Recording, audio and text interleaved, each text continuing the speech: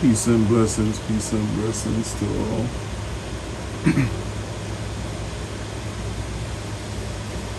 Peace and blessings. Today I'm going to be reading Deuteronomy chapter 9 from 1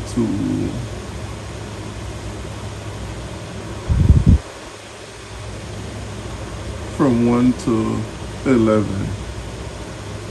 So Deuteronomy chapter 9 from 1 to 11. Right, let's go.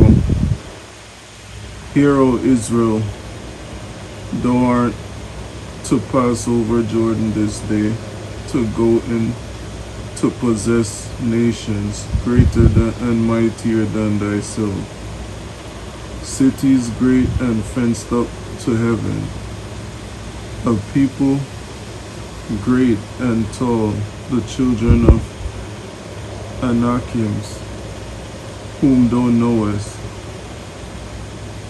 and of whom thou hast heard say, who can stand before the children of Anak?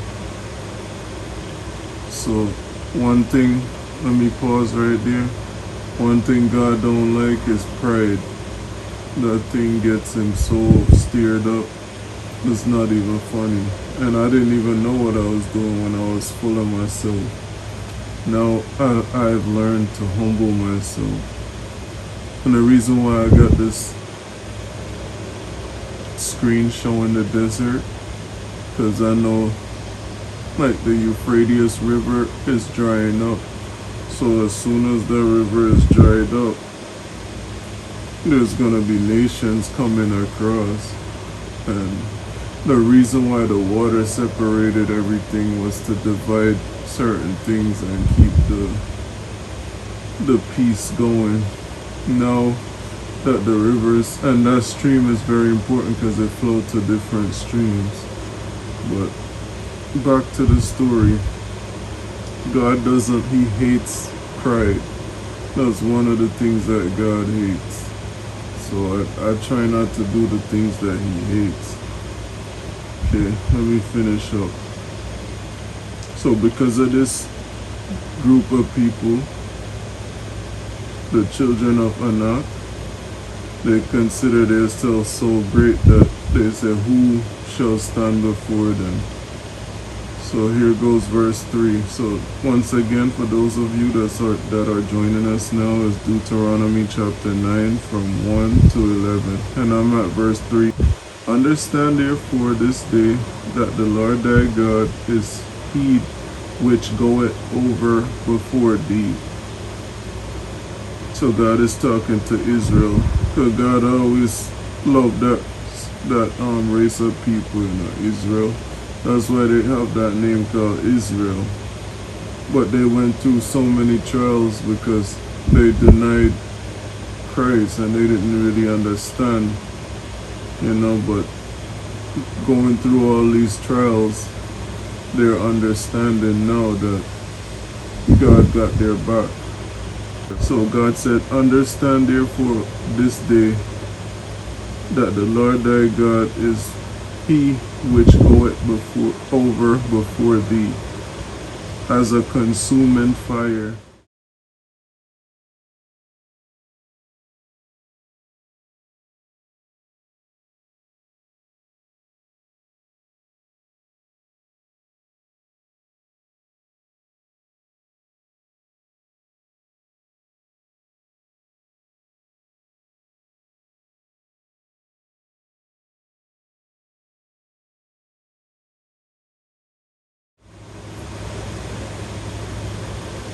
He shall destroy them, and he shall bring them down before thy face. So shalt thou drive them out and destroy them quickly.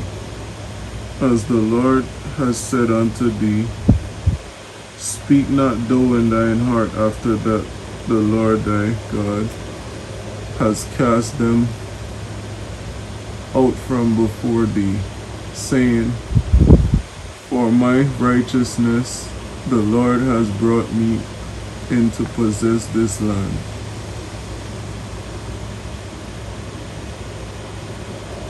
So God is telling Israel, speak not, because he shall speak through them. And that's what God said, speak not though in thine heart.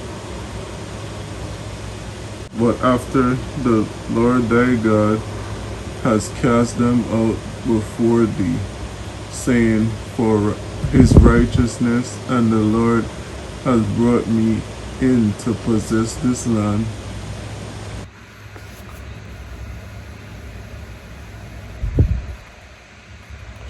But for the wicked of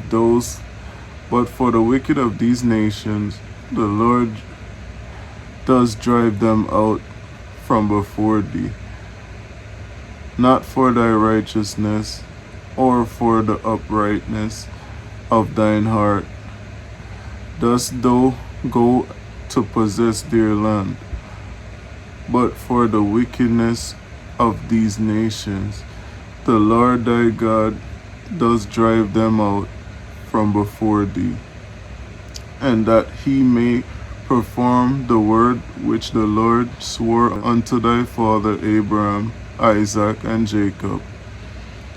So God is saying, because they're so wicked, he's gonna drive them out, and Israel shall possess the land. Who is Israel? Everybody that's under that stands for God. So whether you're from Israel or not, you're considered. Understand therefore that the Lord thy God giveth thee not this good land to possess it for thy righteousness, for thou art a stiff-necked people. Remember and forget not how thou provokest the Lord thy God to wrath in the wilderness. So God is reminding them that they're stiff-necked. That's why some of them didn't see the promised land, Israel. And he said how they provoked him in the wilderness instead of humbling. So remember and forget not how thou provokest the Lord thy God to wrath in the wilderness, from the day that thou didst depart from the land of Egypt, until ye came unto this place. Ye have been rebellious against the Lord. Verse 8. Also in Arab ye provoked the Lord to wrath, so that the Lord was angry with you, and to have destroyed you. When I was gone up into the mount to receive the table of stone, even the table of the covenant which the Lord made with you, then I abode in the mount 40 days and 40 nights. I neither did eat bread nor drink water, and the Lord delivered unto me 2 tables of stone, written with the finger of God, and on them was written according to all the words. So God wrote on these tables, and it said, and the Lord delivered unto me 2 tables of stone written with the finger of God, and on them was written according to all the words which the Lord spoke with you in the mount out of the midst of the fire in the day of the assembly. And it came to pass at the end of 40 days and 40 nights that the Lord gave me 2 tables of stone, even the tables of the covenant.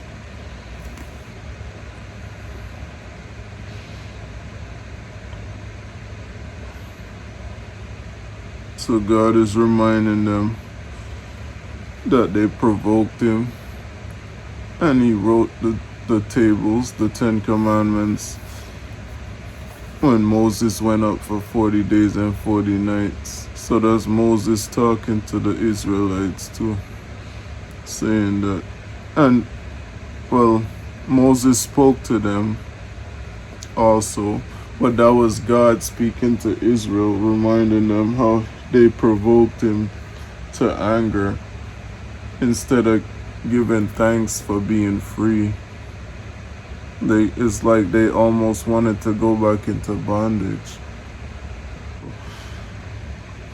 One thing with God, he don't like when we complain, and he don't like when we have too much of ourselves. When we full of ourselves, God don't like that, you know.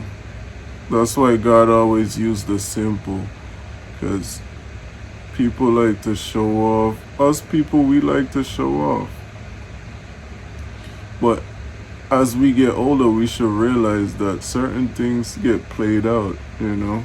When you're younger, you know, you want everybody to know how successful you are. Everybody trying to compete with each other.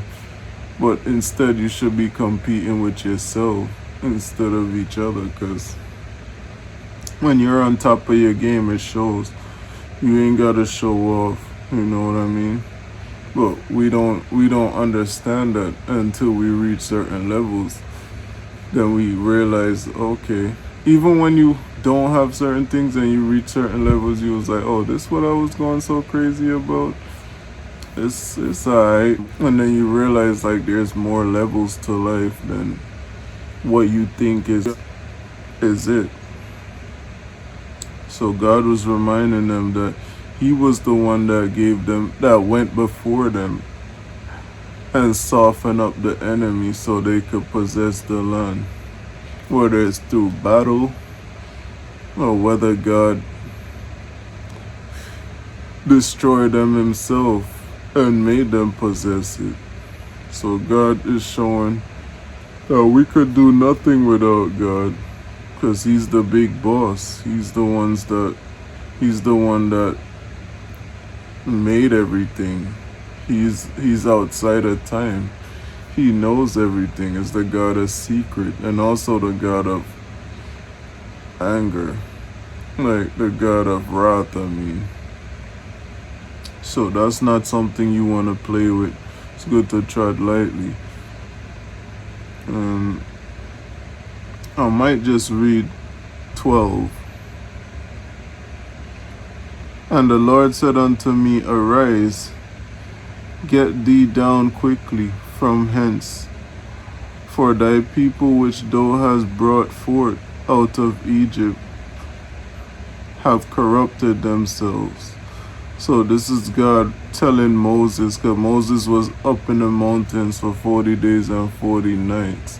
What a coincidence. That number 40 days and 40 nights is very symbolic, because that's the same amount of days God fasted. And I think that was the same amount of days that it rained when Noah was in the ark. So and then it have a lot to do with generations after generation, even till this day. 40 days and 40 nights ring so much bells, because there's so much going on within that time frame. So, and the Lord said unto me, Arise, get up, go down, and arise and get down quickly from hence, for thy people which thou had brought out of the land of Egypt have corrupted themselves. They are quickly turned aside out of the way which I commanded them. They have made them molten images. They had made them a molten image. So you see, here we are again being stiff-necked. making images when the image can't save you. The image ain't get you out of Israel. The image ain't stand up in front of the enemy when they was trying to smite you. You know, God was the one that opened up the Red Sea, and you had dry land where the water parted itself through God, because the cloud came down and parted the water, and they walked. It wasn't even moist. Everything was dry. God always give us His best, and the least we could do is give Him back our best. So this is a very serious chapter. I'm gonna mark it again because I'm gonna read it again tomorrow. But you know, hopefully this chapter was a blessing to you guys. I love you. And yeah, I did make a mistake when I was speaking, because I was saying that God was saying that to Israel. But I really didn't make a mistake, because God was speaking through Moses, and it was Moses. That was his time when he was talking to the Israelites. Because Moses used to vouch for them, because God actually was going to destroy them for their disobedience and their provoking, conniving ways. And Moses pleaded for them, to the point where God started talking in front of them, in front of Moses. And they were so terrified, because they seen lightnings going off, and they seen it just got dark.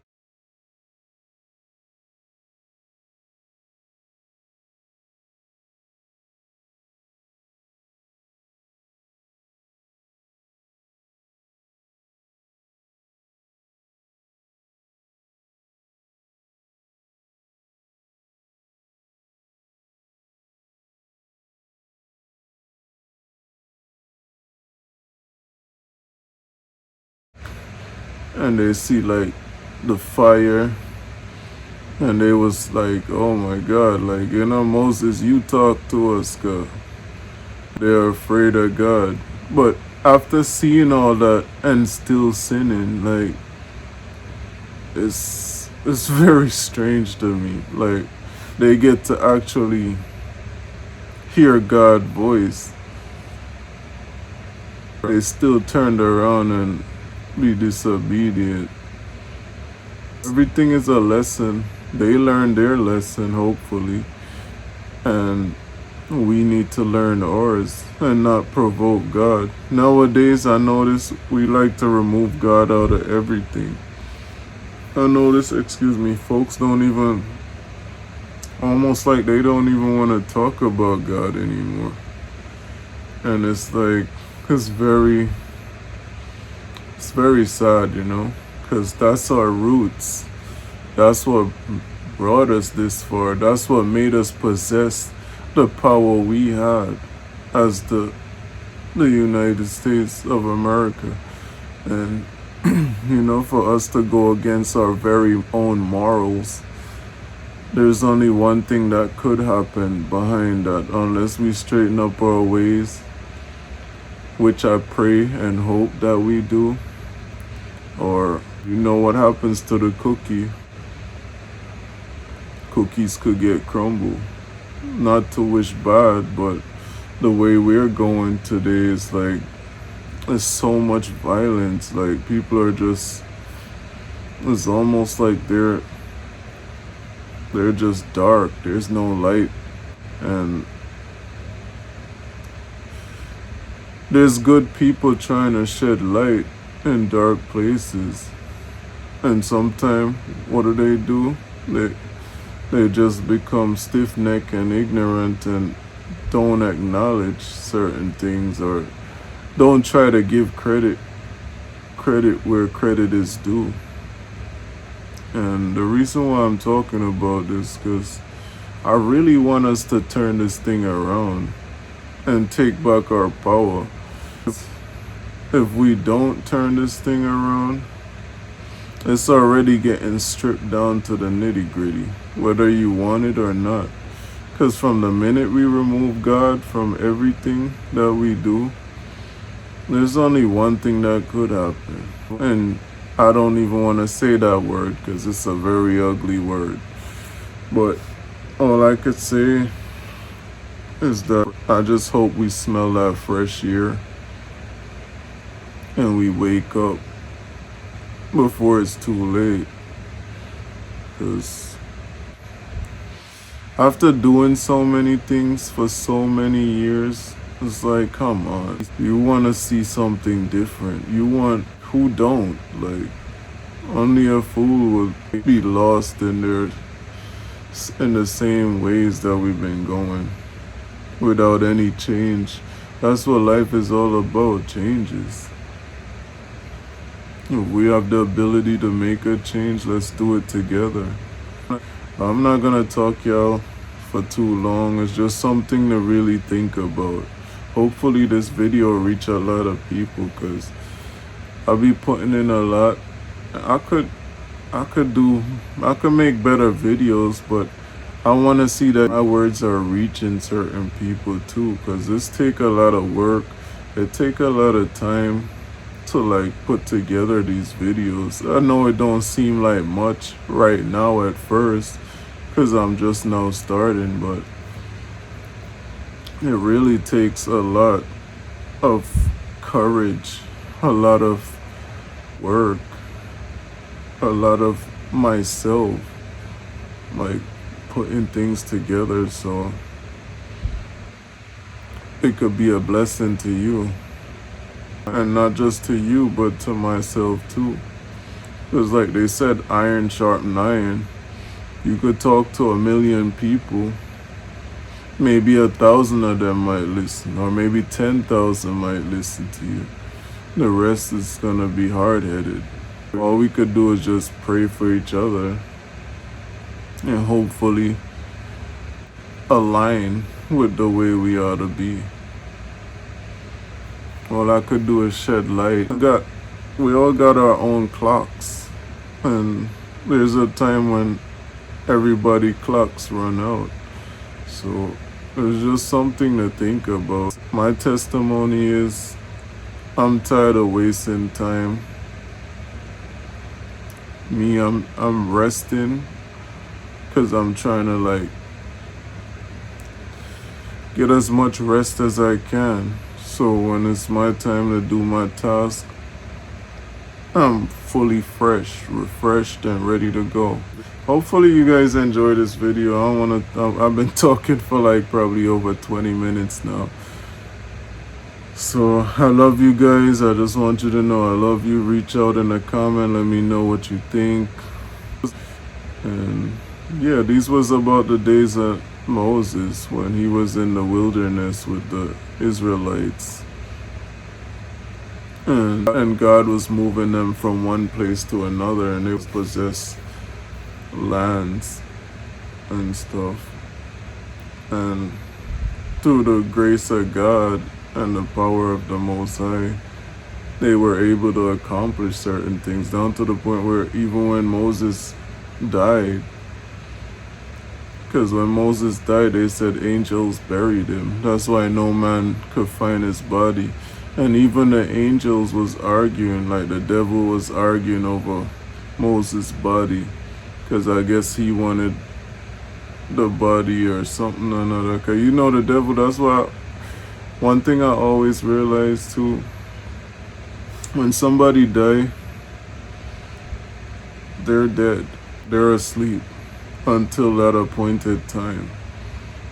The devil could take on any form and try to manipulate us, because that's what he does. He's very clever and conniving. So we gotta read between the lines that even he plays a big role in everything. And we can't keep blaming the devil for everything. We gotta blame ourselves too, because he can't do what we don't allow him to do unless you yourself give it over to him. But other than that, as long as you resistance is to the right thing, like when you're resisting something that's negative and you flow with something that's positive, it's even more of a blessing. So, to each his own, and be sure to like, subscribe, share this video, and God bless you, and I'll see you guys in the next video. Love you. Peace out.